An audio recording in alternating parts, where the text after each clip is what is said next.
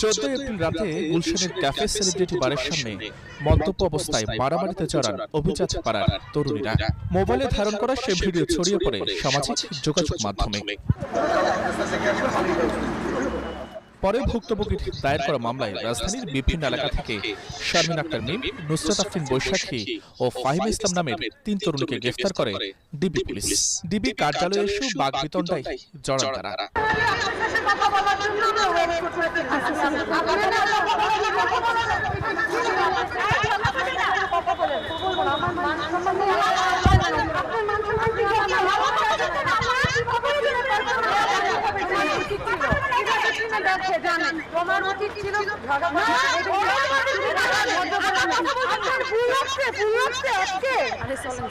ভীষণ নিয়ে এলো ফুলঝুরি মেগা অফার সিজন 6।